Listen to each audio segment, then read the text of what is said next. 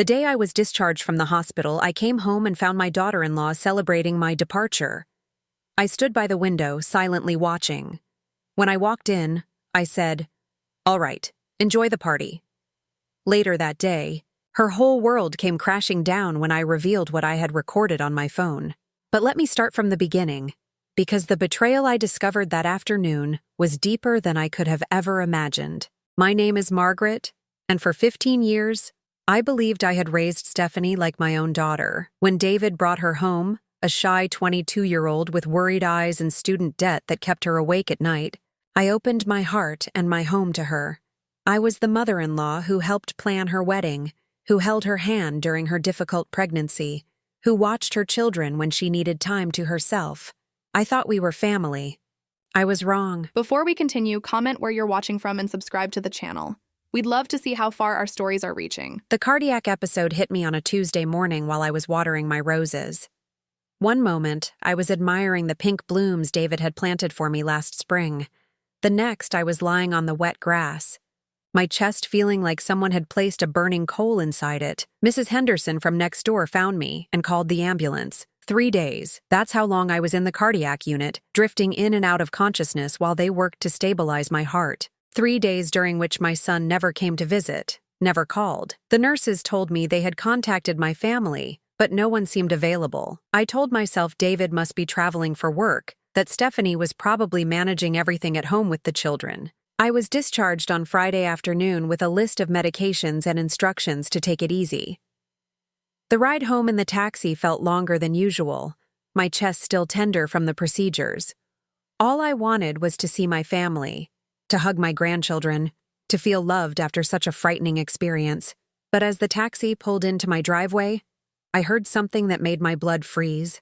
Laughter. Loud, celebratory laughter coming from inside my house. I paid the driver and walked slowly toward my front door, my legs still weak from the hospital stay. Through the living room window, I could see people gathered in my own home, my neighbors, some of Stephanie's friends, even my own bridge club members.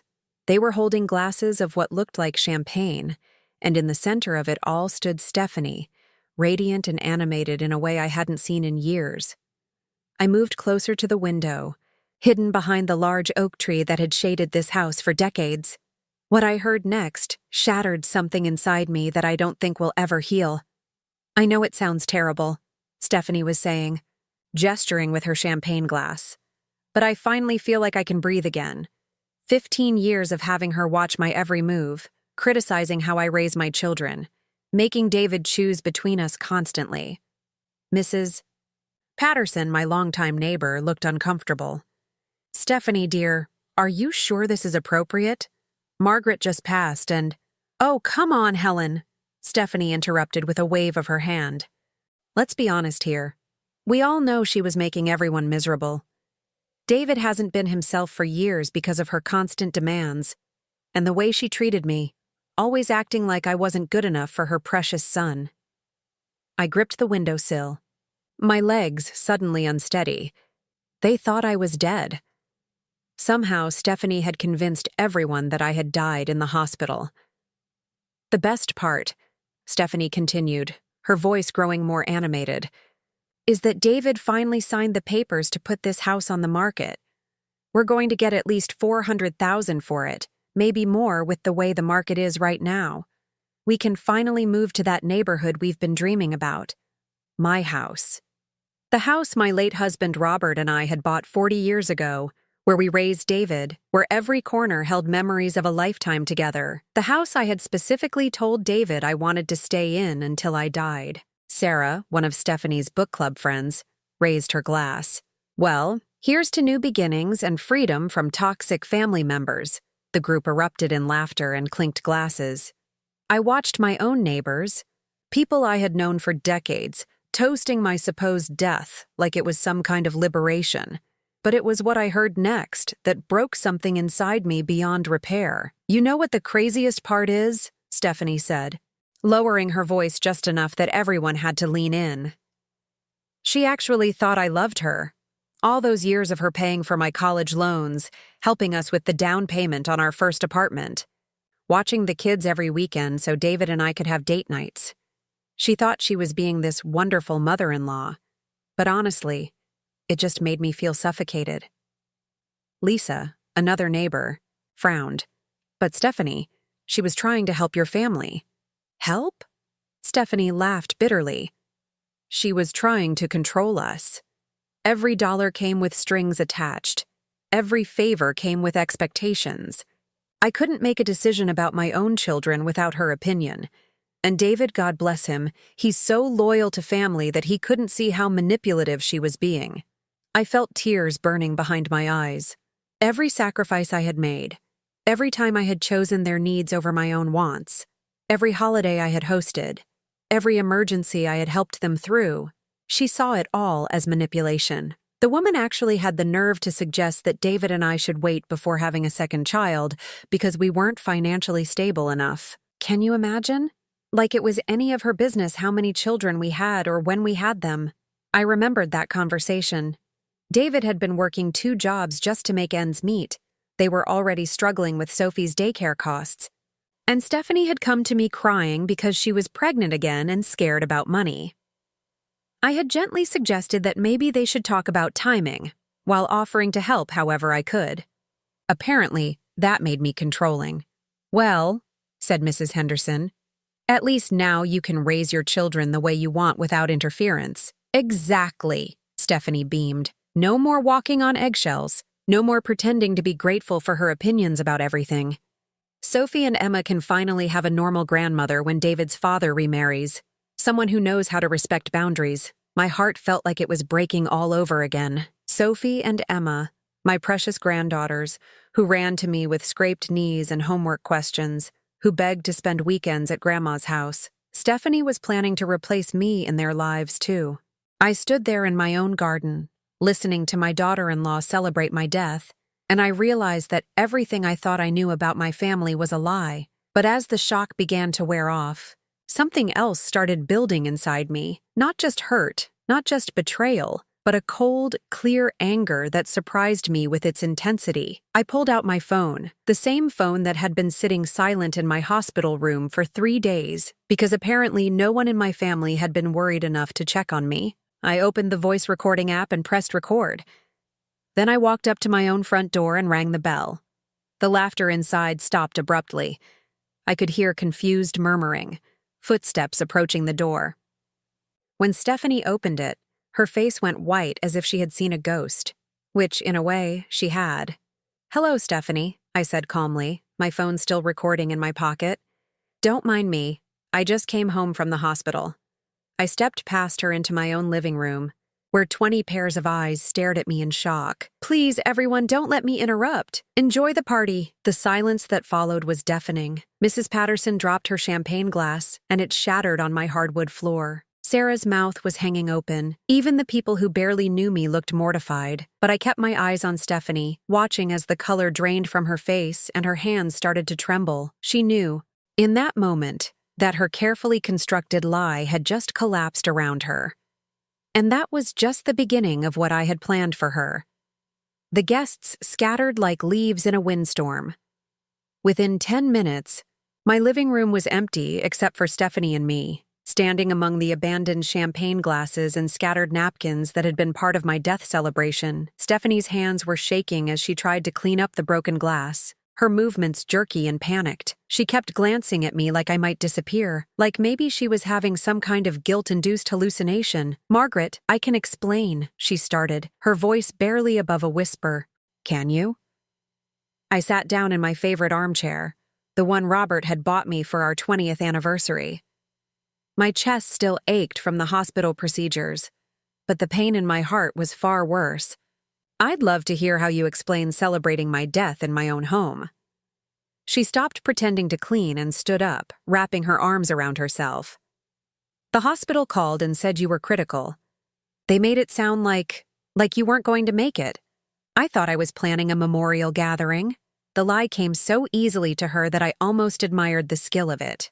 But I had heard too much through that window to believe anything she said anymore. "Where's David?" I asked. "He's at a conference in Denver. He'll be back tomorrow night." She was avoiding my eyes now, focusing on anything but my face. "Margaret, I know how this must look, but do you know what the worst part is? Stephanie?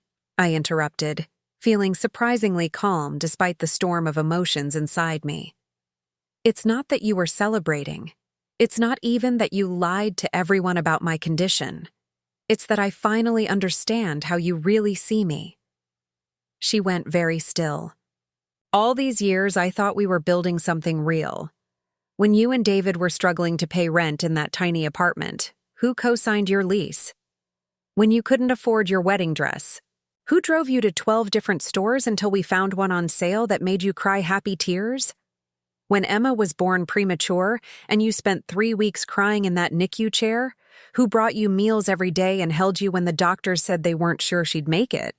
Stephanie's face crumpled, but I wasn't finished. When your own mother told you that marrying David was a mistake because he came from blue-collar people, who defended you? Who told her she was wrong and that love was more important than social status? Who welcomed you into this family like you were my own blood? You did, she whispered, tears starting to fall down her cheeks. I did, and you know what I got for 15 years of loving you like a daughter? I got to hear you tell a room full of people that I was toxic, that my love was suffocating, that helping your family was really just me trying to control you. The silence stretched between us. I could hear the old house settling around us, the same creaks and sighs that had comforted me for decades, but now even my home felt different, tainted by what I had learned about the person I had trusted most. I need to know something. Stephanie. I pulled out my phone and showed her that I was recording. She flinched, but I continued. And I want the truth this time. How long have you been planning this? Planning what? Don't play games with me. I heard you talking about putting the house on the market, about David signing papers. How long have you been working on getting rid of me? She was quiet for so long that I thought she might not answer. When she finally spoke, her voice was so soft I had to strain to hear her. Since Emma started kindergarten.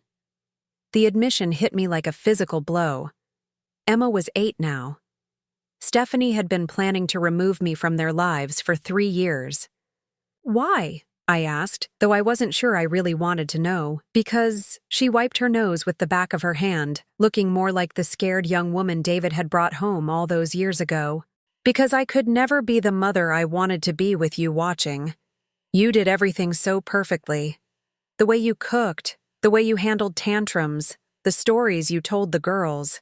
Every time I tried to parent my own children, I felt like I was being compared to you. I stared at her, genuinely confused. I never compared you to anyone, Stephanie. I never criticized your parenting. You didn't have to say anything. It was in your face when Sophie threw that tantrum at the grocery store and I lost my temper. It was in the way you would quietly fix whatever mess I made. When I burned the Thanksgiving turkey, you just smiled and pulled another one out of your freezer like you'd been planning for my failure all along. I was trying to help, I know. But it felt like you were showing me how inadequate I was. She sat down on the edge of the couch, her whole body slumped in defeat. Every holiday, every birthday party, every family dinner, I felt like I was failing some test I didn't even know I was taking. I felt a familiar ache in my chest. But this time it wasn't my heart condition. It was the pain of understanding that my love had somehow become a burden, that my attempts to support my family had been interpreted as judgment. So you decided I needed to disappear from your lives. I thought about asking you to move to that senior community over in Westfield. The nice one with the pool and the activities. David mentioned it once, and I encouraged him to bring it up with you. I remembered that conversation. David had suggested, very gently, that I might enjoy having peers around, people my own age to socialize with. I had told him I was happy where I was, that this house was my home and I wasn't ready to leave it. He had never brought it up again. But you didn't want to wait for me to decide on my own timeline. David would never pressure you. He loves you too much. And every year that passed, I felt like I was disappearing more in my own family. She looked up at me, and I saw something in her eyes that might have been genuine remorse. I know how selfish that sounds. It does sound selfish, Stephanie, but what I can't understand is why you thought I had died. I was in the cardiac unit, not the morgue. Her face flushed red. I may have told people that the doctors said you weren't expected to recover. You lied. I exaggerated. You lied to our friends and neighbors about my medical condition so you could have a party celebrating my death. It wasn't supposed to be celebrating. Stop. I held up my hand. Just stop lying to me. I heard everything you said through that window. About how relieved you were. About the house money. About replacing me with David's father's new wife. Stephanie buried her face in her hands. I'm sorry. I'm so sorry, Margaret. I never meant for you to hear that. I never meant for any of this to happen this way. How did you mean for it to happen? She didn't answer, but she didn't need to. I was beginning to understand the scope of what she had planned. The papers David had supposedly signed, the house going on the market, the story about my condition that had spread through our social circle. What did you tell David about my condition? I told him the doctor said you were stable, but that it might be a long recovery, that you needed rest and weren't up for visitors yet. So my son thinks I'm alive but too sick to see him. And everyone else thinks I'm dead. She nodded miserably. I sat back in my chair, feeling the full weight of her deception settling over me. She had isolated me from my son while convincing the community that I was gone. She had created a situation where she could control the narrative about my life and death. You're not just selfish, Stephanie. You're dangerous. I'm not dangerous. I would never hurt you physically, wouldn't you? I stood up, surprised by the strength in my own voice. You've been slowly erasing me from my family for 3 years. You've lied to my son about my health so he wouldn't come see me in the hospital. You've convinced my neighbors and friends that I'm dead. If that's not hurting me, what would you call it? She had no answer for that. I walked to the window and looked out at the garden where I had collapsed 3 days ago. The roses were still blooming, still beautiful, still alive, like me. I want you to leave my house now, Stephanie. Margaret, please. Let me make this right. Let me explain to David. You'll explain nothing to David. I'll handle my son myself. I turned back to her, and I could see my own reflection in the glass behind me. I looked older than I remembered, more fragile, but my eyes were steady. You need to leave now, before I decide to call the police and report that someone has been impersonating me in medical communications. Her face went white. You wouldn't. Test me. She gathered her purse and jacket with shaking hands. At the door, she turned back one more time. For what it's worth, I really am sorry you had to find out this way. No, you're not, I said quietly. You're sorry you got caught. After she left, I sat in my empty house surrounded by the remnants of my death party, and I began to plan exactly how I was going to handle David when he came home tomorrow, and how I was going to make sure Stephanie never had the chance to erase me again. Saturday morning arrived gray and drizzly, matching my mood perfectly. I had spent most of the night awake, my mind racing through 15 years of memories, searching for signs I had missed. How long had Stephanie been building this careful web of lies around me? I made myself coffee and sat at the kitchen table where I had shared thousands of meals with my family. The silence felt different now, not peaceful, but hollow. I picked up my phone and scrolled through the missed calls from the past 3 days. Nothing from David, nothing from my granddaughters. But there were several calls from numbers I didn't recognize. I called the first one back. Riverside Funeral Home, this is Patricia speaking. My hand tightened around the phone.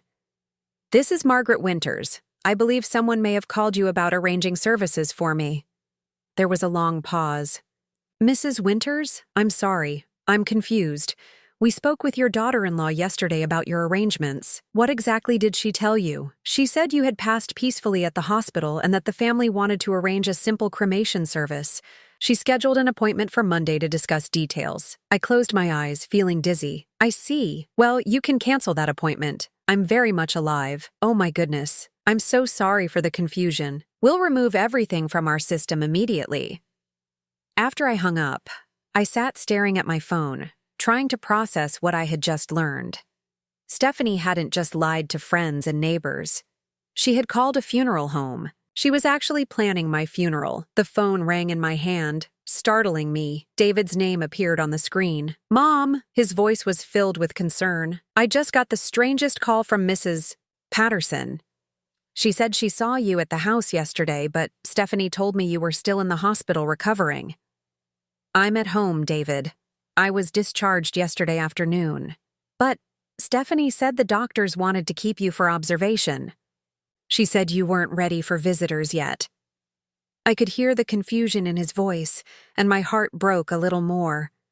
My son wasn't part of Stephanie's plan. He was another victim of her lies. Can you come over? I think we need to talk.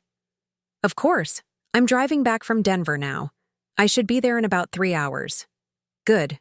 And David? Don't discuss this conversation with Stephanie yet. There are things I need to explain to you first. Mom, you're scaring me. Are you okay? Are you sicker than they told me? I'm fine, sweetheart. My heart is healing just fine. But there are other things that are broken that we need to address. After David hung up, I spent the morning methodically going through my house. I wanted to understand exactly what Stephanie had been doing here while I was in the hospital. In my bedroom, I noticed that my jewelry box had been moved. Several pieces were missing. Nothing valuable enough that I would have noticed right away. But meaningful items like the pearl earrings Robert had given me for our anniversary. In my home office, I found something that made my blood run cold. My filing cabinet had been rifled through, and several important documents were missing. My will, my insurance policies, the deed to the house. I called my lawyer's office and left a message. Then I called my bank. Mrs. Winters, I'm glad you called, said Janet, the branch manager I had known for years. We had some questions about the power of attorney documents that were submitted yesterday. What power of attorney documents? Your daughter-in-law brought in paperwork giving your son power of attorney for medical and financial decisions. She said you were incapacitated after your heart attack. I gripped the phone so hard my knuckles ached. Janet, I never signed any power of attorney documents, and I'm certainly not incapacitated. Oh dear. This is very concerning. The signature did look different from your usual one, but Mrs. Winters seemed so distraught. And the medical documentation she provided. What medical documentation? A letter from your doctor stating that you were unable to make decisions for yourself due to your condition? Janet, I need you to freeze any transactions on my accounts immediately. And I need copies of everything Stephanie submitted to you. Of course, Mrs. Winters, I think you should consider filing a police report. This could be considered fraud. After I hung up, I sat in my office staring at the empty spaces where my important documents should have been. Stephanie hadn't just been planning to erase me socially, she had been working to erase me legally. If I had actually died in the hospital, or if I had been more seriously incapacitated, she would have had complete control over my estate. The doorbell rang, and I looked out to see David standing on my porch, his face etched with worry. Behind him, I could see Stephanie sitting in their car, watching the house. I opened the door and hugged my son tightly. He looked tired, older than his 38 years, and I realized that Stephanie's lies had been wearing on him too. Mom, I'm so glad you're okay. When Stephanie told me about your heart attack, I wanted to come home immediately, but she said the doctors didn't want you disturbed. Come sit down, sweetheart. We have a lot to talk about. As David settled into the living room, I could see him noticing the remnants of yesterday's gathering, a champagne cork under the coffee table, water rings on the wood where glasses had been set down. Was someone here yesterday? Yes, Stephanie had some friends over. I paused, choosing my words carefully. David, I need to ask you something, and I want you to think carefully before you answer. Have you signed any legal documents recently? Anything Stephanie asked you to sign? He frowned. She had me sign some papers last week. Something about updating our estate planning and making sure we had the right legal protections in place in case something happened to you. Do you remember what those papers said? Not really. Stephanie said it was just routine stuff about medical decisions and financial management. She said our lawyer recommended it after your heart attack. He looked concerned. Why? Is something wrong? I took a deep breath.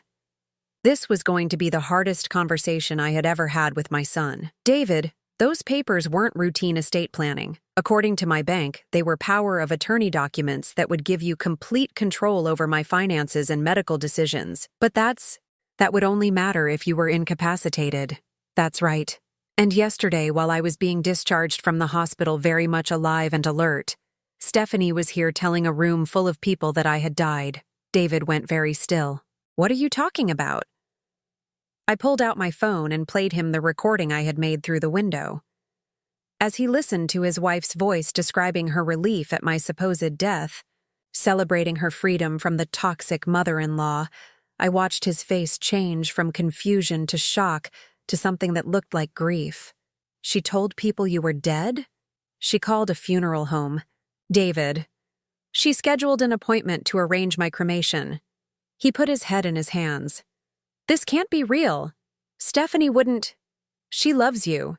She's always talking about how grateful she is for everything you've done for our family. Is she? When was the last time she actually said that to you? David was quiet for a long moment. I can't remember. When was the last time she suggested we all have dinner together? Or that the girls spend the weekend here? He looked up at me, and I could see understanding starting to dawn in his eyes. It's been a while. She always says you're busy or that we shouldn't impose on you. David, I want you to think about the last few years. How many times has Stephanie told you I was tired or stressed or that I had other plans when you wanted to visit? How many times has she volunteered to handle communications with me so you wouldn't have to bother me directly? I watched as my son began to piece together the pattern of isolation that Stephanie had been weaving around me. The gradual reduction in visits, the way she had positioned herself as the gatekeeper between David and me, the subtle suggestions that I was becoming difficult or demanding in my old age. She's been lying to both of us, he said finally, his voice barely above a whisper. For years, I think. And David, there's more. She took documents from my house while I was in the hospital. Important papers. My will, insurance policies, the deed to the house. Why would she take those? Because if I had actually died, or if those power of attorney papers had gone through, she would have needed them to transfer my assets. David stood up abruptly and walked to the window where Stephanie was still waiting in the car. She waved at him cheerfully, and I saw him flinch. I need to confront her about this. Not yet. I stood up and put my hand on his arm. There's something else I need to show you first. I led him to my office and showed him the empty filing cabinet, the missing jewelry, the evidence of someone systematically going through my personal belongings. She wasn't just planning for me to die, David. She was planning to make sure she got everything when I did. My son sat down heavily in my desk chair, looking like he had aged 10 years in the past hour. What do I do, Mom? How do I go home and look at her knowing what she's done? You don't have to decide that right now. But David, I need you to understand something. This isn't just about me. If Stephanie is capable of this level of deception and manipulation, what else might she be lying about? He looked up at me with haunted eyes. You think there's more? I think you need to start asking yourself some hard questions about your marriage. And I think we need to be very careful about how we handle this, because Stephanie has already proven she's willing to go to extraordinary lengths to get what she wants. As if summoned by our conversation, there was a knock at the door. Through the window, I could see Stephanie walking up the front path, her face set in an expression of determined concern. She's coming in, I told David. Are you ready for this? He straightened his shoulders and nodded. I think it's time we heard what she has to say for herself. But as I watched Stephanie approach my door, I couldn't shake the feeling that this confrontation was exactly what she had been preparing for. And I wondered what new lies she had ready for us. Stephanie knocked again, more insistently this time. I could see her peering through the front window, trying to spot David inside. Her face wore that practiced expression of loving concern that I now recognized as just another mask. Margaret, she called through the door. I know David's here. I just want to make sure you're both okay. David looked at me, uncertainty written across his features. I nodded toward the door. Let her in. But David, I want you to listen carefully to how she handles this. Don't say anything about what we've discussed yet. Let's see what story she tells us. When David opened the door, Stephanie rushed in with tears already forming in her eyes. She was good. I had to give her that. If I hadn't heard her celebrating my death yesterday, I might have believed her performance. Oh, Margaret, thank God you're okay. She moved toward me as if to embrace me, but I stepped back. The gesture was subtle, but she noticed, and for just a moment, her mask slipped. I saw irritation flash across her face before she covered it with more concern. I was so worried when I heard you'd left the hospital. The doctor said you needed more time to recover. Did they? I sat down in my armchair, gesturing for David to take the couch. Stephanie remained standing, suddenly looking uncertain about her position in the room. Which doctor said that exactly? Dr. Martinez in the cardiac unit. He was very clear that you shouldn't be alone yet. I pulled out my phone and dialed the hospital. Dr. Martinez's office. Please. I waited while Stephanie's face grew pale. Yes, this is Margaret Winters. I was a patient in your cardiac unit this week. Could you please tell me what discharge instructions Dr. Martinez gave regarding my need for supervision? I listened for a moment, then thanked the nurse and hung up. Dr. Martinez's nurse says he released me with standard post-cardiac event instructions. Rest, light activity, follow-up appointment in 2 weeks. Nothing about needing supervision or not being ready for visitors. Stephanie's hands were trembling now, but she pressed on. Maybe I misunderstood what he said. I was so upset about your condition. Were you? I leaned forward. Because I have to say, Stephanie, for someone who was upset about my condition, you seemed to be handling things very well yesterday. What do you mean? David was watching this exchange with growing alarm. I could see him starting to recognize the careful way Stephanie chose her words, the way she deflected instead of answering directly. I mean the gathering you had here yesterday, the one where you told our friends and neighbors how relieved you were about my departure. Stephanie shot a quick glance at David, then back to me. Margaret, I think you're confused. I wasn't having any kind of gathering. I just had a few people over to help me clean the house and get it ready for your return. The lie came so smoothly that I almost admired her skill. She was rewriting reality in real time, and if I hadn't had proof, she might have convinced even me that I had misunderstood what I saw. Really? And did this cleaning party require champagne? I offered them some wine to thank them for helping. I know how you like the house to be perfect. I stood up and walked to my mantel, where I kept a small digital recorder that I used for dictating notes. I had used it yesterday to record our conversation after the party ended. Stephanie, I want you to listen to something. I pressed play, and her own voice filled the room. I know it sounds terrible, but I finally feel like I can breathe again. 15 years of having her watch my every move, criticizing how I raise my children. The color drained from Stephanie's face as she heard herself describing me as toxic, talking about selling my house, celebrating my supposed death. David's expression shifted from confusion to horror as he listened to his wife's true feelings about his mother. When the recording ended, the silence in the room was deafening. Stephanie? David's voice was very quiet. What the hell was that? She looked between us like a trapped animal. You were recording me? In private conversations? In my own home, I said firmly. Which you were using to celebrate my death while telling people I had died in the hospital. I never said you died. You called a funeral home to arrange my cremation. David jerked like he'd been slapped. You what? I was preparing for the worst-case scenario. The doctors said nothing of the kind, I interrupted. And even if they had, what gave you the right to plan my funeral without my son's knowledge? Stephanie turned to David, tears streaming down her face now, but these weren't the calculated tears from her entrance. These were tears of panic. David, you have to understand. I was trying to protect you. Your mother has been getting more and more difficult, and I didn't want you to have to deal with the stress of making decisions while you were grieving. Protect me from what? David's voice was getting louder. From spending time with my mother? From being involved in decisions about her care? She's been manipulating you for years. David, every time we try to make independent decisions about our family, she finds a way to interfere. I watched David's face as Stephanie spoke, and I could see him struggling with something. Part of him wanted to defend me, but another part of him was questioning whether there might be some truth in what she was saying. Let me ask you something, Stephanie, I said quietly. When exactly did I interfere with your parenting? You're always criticizing how I handle the girls. Give me one specific example. She was quiet for a long moment. You You always have different ideas about discipline, such as, like when Sophie was having those tantrums at age 4, and you suggested that timeouts might work better than yelling. David frowned. That's not criticism, Stephanie. That's a grandmother offering advice. But it made me feel like I didn't know how to parent my own child. So you decided I needed to be removed from their lives entirely? I decided we needed space to figure out our own way of doing things. By lying to David about my health so he wouldn't visit me in the hospital? By taking legal documents from my house?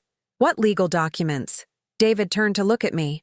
Then back at Stephanie. She took my will, my insurance policies, the deed to this house, and she had you sign power of attorney papers without telling you what they were. David went very still. The estate planning documents you had me sign last week? Stephanie's face flushed red. Those were for your protection, so you could handle your mother's affairs if something happened to her. Those papers would only be necessary if I was incapacitated, I said. And according to my bank, you also submitted forged medical documentation claiming that I was unable to make my own decisions. That's not true. I pulled out the copies that Janet had given me when I stopped by the bank that morning. Your signature is on the submission form, Stephanie. David took the papers from me and read them, his face growing darker with each line. Stephanie, this says Mom has dementia. It says she's incompetent to make financial decisions. I was trying to prepare for the future. By lying? David's voice was rising now. By forging medical documents? By stealing legal papers from my mother's house?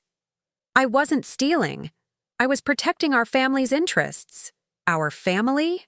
I stood up, feeling my own anger finally breaking through. Or your interests, because it seems to me that if I had actually died, you would have had control over everything I own. The room fell silent. I could see the pain in Stephanie's eyes, and for a moment, I felt sorry for her. But then I remembered the sound of her laughter as she celebrated my death, and my sympathy evaporated. So you decided the solution was to erase me from your lives? I decided we needed to find our own way without your constant presence making me feel like a failure. And you thought the best way to do that was to let me die alone in a hospital room? I didn't want you to die alone. I just wanted David to focus on saying goodbye instead of trying to fix everything. David stared at his wife like he was seeing her for the first time. You wanted me to say goodbye to my mother without knowing she was dying? I wanted to spare you the pain of watching her deteriorate. That wasn't your choice to make. David's voice cracked with emotion. She's my mother, Stephanie, not yours. And if she was dying, I had the right to be there with her. But she wasn't dying, I said quietly. Which means all of this, the lies, the legal documents, the funeral arrangements, was for nothing. Unless you were hoping I wouldn't recover. Stephanie's face crumpled completely then. No, that's not. I would never wish for you to die, but you wouldn't have been devastated if I had. She didn't answer, but she didn't need to. The truth was written all over her face. David walked to the window and stood with his back to us for a long moment. When he turned around, his expression was colder than I had ever seen it. Stephanie, I want you to leave. David, please. I want you to leave my mother's house, and I want you to think very carefully about what you've done here, because right now, I don't know who you are anymore. As Stephanie gathered her purse and jacket, she turned to me one last time. I'm sorry you found out this way, Margaret. I never wanted to hurt you. No, I said quietly. You just wanted me gone. After she left, David and I sat in the quiet of my living room, both of us trying to process what had just happened. Mom, he said finally, I'm so sorry. I should have seen what she was doing. She's very good at manipulation, David. She's been practicing for years. What neither of us knew was that Stephanie wasn't finished yet. Sunday morning brought an unexpected visitor. I was in my kitchen making breakfast when I heard small voices on my front porch, followed by gentle knocking. Through the peephole, I saw Sophie and Emma, my 8- and 6-year-old granddaughters, standing hand in hand with their overnight bags. I opened the door immediately. Girls, what are you doing here? Sophie, always the more talkative one, looked up at me with worried eyes. Mommy said we should come stay with you for a while. She said you were lonely and needed company. My heart clenched. Where is your mommy now? She drove away, Emma said quietly. She said Daddy would pick us up later but that we should stay with Grandma Margaret until then. I knelt down to their level, trying to keep my voice calm. Did Mommy seem upset when she dropped you off? Sophie nodded. She was crying in the car, and she and Daddy had a big fight yesterday after we got home. They thought we were asleep, but we heard them. I brought the girls inside and got them settled with cartoons and cereal while I tried to process what was happening. Stephanie had essentially abandoned her children on my doorstep. Either she was having some kind of breakdown, or this was another calculated move in whatever game she was playing. My phone rang. David's name appeared on the screen. Mom, please tell me the girls are with you. They're here. Stephanie dropped them off about an hour ago. David, what's going on? She's gone. When I woke up this morning, she was just gone. No note, no explanation. Her clothes are missing. Her car is gone. I've been calling her for 3 hours and it goes straight to voicemail. The girls said you two had a fight last night. We did. After we got home from your house, I told her I needed time to think about our marriage. I said maybe she should stay at her sister's for a few days while I figured out what I wanted to do. But I never told her to take the girls anywhere. I looked over at Sophie and Emma, innocently watching their show, oblivious to the adult drama swirling around them. She told them you would pick them up later. I'm coming over now. This is insane, Mom. Even if she's angry with me, how could she just abandon her own children? An hour later, David arrived looking haggard and worried. The girls ran to him with delight, and for a moment, watching him hug his daughters, I felt a flicker of normalcy. But that feeling disappeared when his phone buzzed with a text message.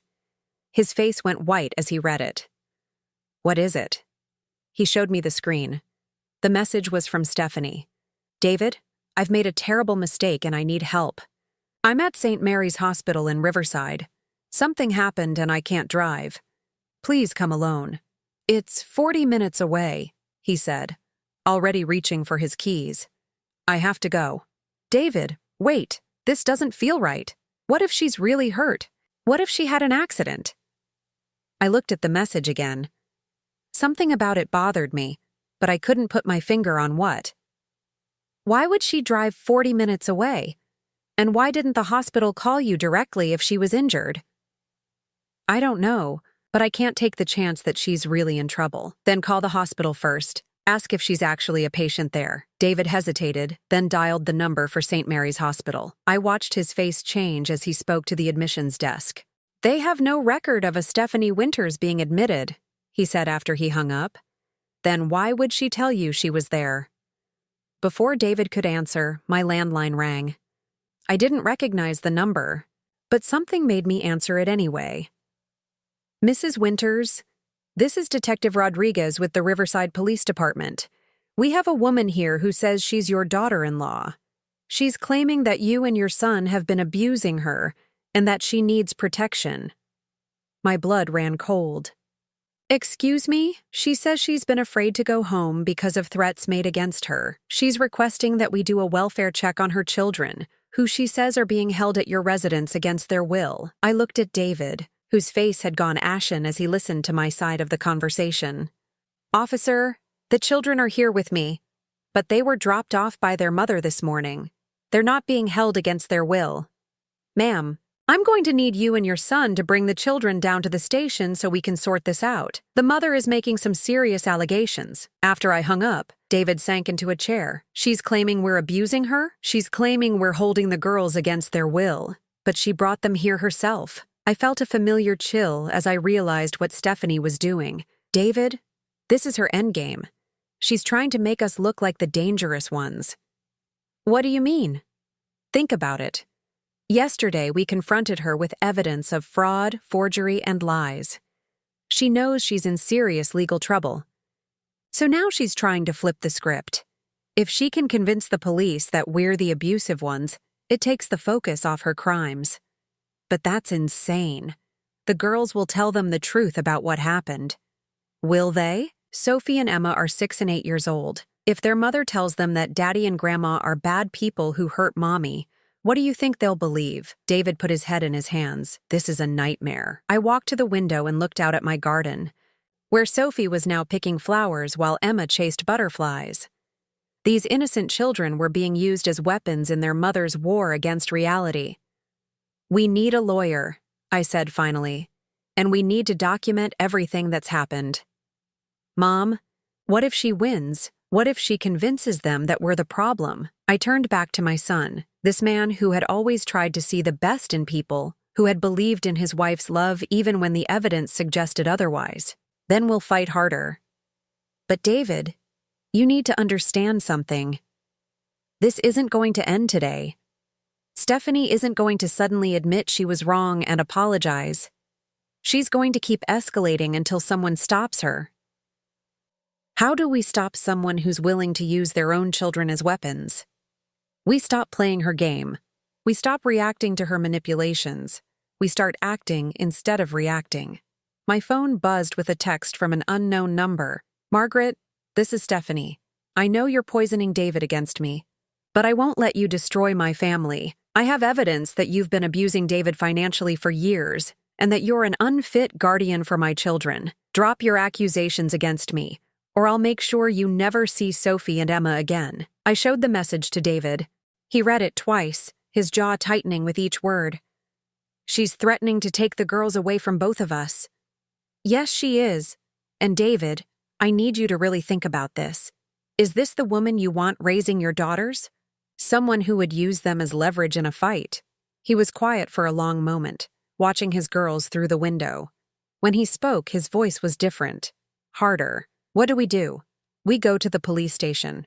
We bring our evidence. We tell the truth. And we make sure that Stephanie's last desperate gambit fails just like all the others." As we gathered the girls and prepared to leave for what I knew would be the final confrontation, I felt something I hadn't experienced in days: confidence. Stephanie had overplayed her hand. In her desperation to avoid consequences for her actions, she had made a move that would ultimately expose her for what she really was. But first, we had to survive whatever she had planned for us at that police station. "Girls," I called to Sophie and Emma, "we need to take a little trip to talk to some police officers. But don't worry, you're not in trouble. We just need to clear up some confusion about your mommy." Sophie looked up at me with those wise 8-year-old eyes. "Is Mommy in trouble, Grandma?"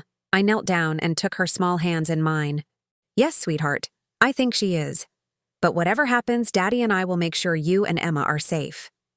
As we drove toward the police station, I realized that this whole nightmare had taught me something important. Sometimes the people we love most are the ones capable of hurting us the deepest. But sometimes, if we're lucky, it also shows us who we can really count on when everything falls apart. And as I looked at David's determined profile in the driver's seat, I knew that whatever Stephanie had planned for us next, we would face it together. The police station lobby felt cold and sterile as we walked in with Sophie and Emma. The girls stayed close to David, sensing the tension even though we had tried to keep things light during the drive. Detective Rodriguez, a middle-aged woman with kind eyes, greeted us at the front desk.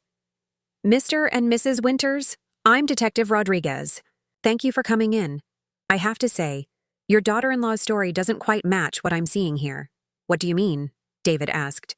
"Well, she claimed the children were being held against their will, but they seem perfectly comfortable with both of you.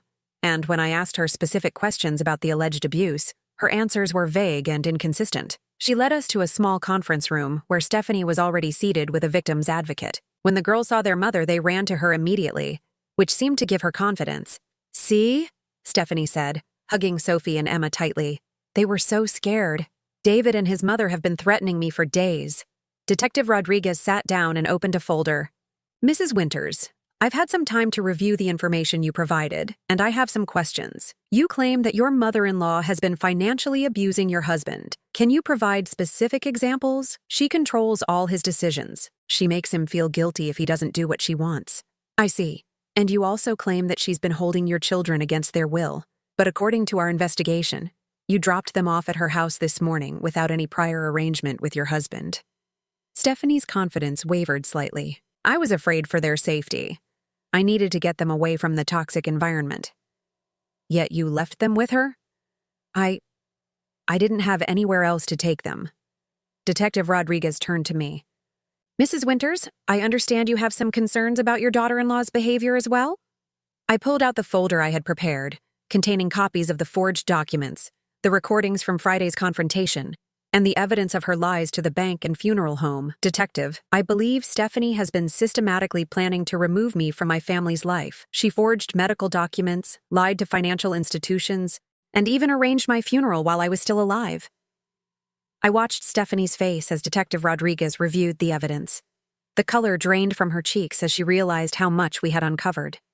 Mrs. Winters, the detective said to Stephanie, these are serious allegations. Forgery, fraud, filing false reports. Can you explain these documents?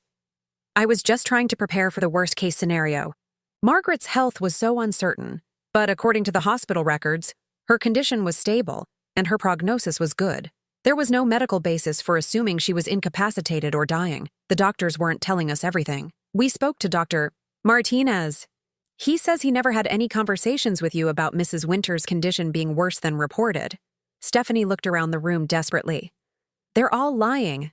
They're all working together to make me look bad. Ma'am, we also contacted Riverside Funeral Home. They confirmed that you scheduled cremation services for a living person. For the first time since this nightmare began, I saw Stephanie's mask slip completely.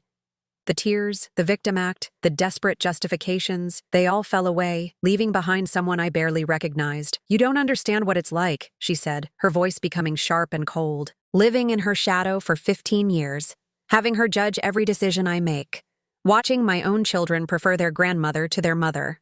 So you decided to remove her from your lives permanently? Detective Rodriguez asked. I decided to take control of my own family. By lying to your husband about his mother's condition so he wouldn't visit her in the hospital, I was protecting him from unnecessary stress. By forging medical documents to gain control of her finances, I was ensuring our family's security. By telling your community that she was dead and celebrating her supposed death, Stephanie was quiet for a long moment. When she spoke again, her voice was barely above a whisper. She was never going to leave us alone. She was never going to let us be independent. This was the only way. David had been silent through most of this exchange, but now he spoke up. Stephanie, she was never trying to control us. She was trying to help us, and even if you felt suffocated, how could you think the solution was to erase her completely? Because I knew you would never choose me over her, Stephanie said, looking at him with something that might have been genuine emotion for the first time in days. You've always loved her more than me. That's not true. I loved you differently. But after what you've done, I don't think I know who you are anymore. Detective Rodriguez closed the folder. Mrs. Winters, I'm afraid I'm going to have to place you under arrest. The charges include fraud, forgery, filing false police reports, and identity theft. As the handcuffs clicked around Stephanie's wrists, she turned to look at Sophie and Emma, who were watching in confusion and fear. Mommy has to go away for a while, she told them, her voice breaking. But remember that Mommy loves you more than anything. Where are you going? Sophie asked, tears starting to fall. I made some mistakes, sweetheart, and now I have to fix them. After Stephanie was taken away, David and I sat in the conference room with the girls, trying to explain what had happened in terms they could understand. Is Mommy coming home? Emma asked. Not for a while, baby, David said, pulling her onto his lap. Mommy did some things that weren't okay, and she needs to learn how to make better choices. 6 months later, I was in my garden again, watching Sophie and Emma play on the swing set David had installed. The divorce had been finalized quickly once Stephanie's legal troubles became clear. She had pled guilty to multiple charges and was serving 18 months with mandatory counseling. David had moved back into my house temporarily while he figured out his next steps. Having him and the girls here had breathed new life into these old walls. The house felt full again in a way it hadn't for years. That evening, after the girls were in bed, David and I sat on the porch with glasses of wine, watching the sun set over the neighborhood I had called home for 40 years. Do you ever wonder what would have happened if she had succeeded? He asked. You mean if I had actually died in the hospital? Or if you hadn't caught her that day? If you hadn't seen through her lies? I considered this. I think eventually the truth would have come out. Stephanie was too confident in her own cleverness. She would have made a mistake. But by then, it might have been too late to fix things between us. Maybe. But David, I learned something important through all of this. The people who truly love you will find their way back to you, no matter what obstacles are put in their path. We sat in comfortable silence for a while, listening to the evening sounds of our neighborhood. Somewhere in the distance, children were playing. A dog barked. All the ordinary sounds of life continuing, of families being families. I'm thinking of staying, David said suddenly. Here? In the house? If you'll have us. I know it's a lot having us underfoot all the time. I smiled, feeling a warmth in my chest that had nothing to do with the wine. David, this house has been too quiet for too long. Having you and the girls here doesn't feel like an imposition. It feels like coming back to life. Do you think Stephanie will ever understand what she did wrong? I hope so, for her own sake, and for the girls' sake. They're going to need to have some kind of relationship with their mother eventually. Are you angry with her? I thought about this for a long moment. A few months ago, the answer would have been yes. But now, sitting here with my son beside me and my granddaughters safely asleep upstairs, I found that the anger had faded into something else. I'm sad for her, I said finally. She threw away 15 years of love because she couldn't believe it was real. She destroyed her marriage and her family because she was afraid of being vulnerable. You're more forgiving than I am. I'm not forgiving her, David. I'm just not carrying her poison around inside me anymore. There's a difference. As the stars began to appear in the darkening sky, I felt something I hadn't experienced in years. Complete peace. The woman who had tried to erase me from my family's life was gone. The son who had been manipulated into doubting my love was sitting beside me. The granddaughters who had been used as weapons were safe upstairs. I had survived Stephanie's elaborate plan to remove me from existence. More than that, I had emerged stronger, with relationships that had been tested and proven true. Sometimes the greatest gift someone can give you is showing you who they really are. Stephanie had given me that gift, and in return, I had given her the consequences of her choices. Now, finally, I was free to live the rest of my life surrounded by people who loved me for who I was, not in spite of it. And that was worth everything I had endured to get here.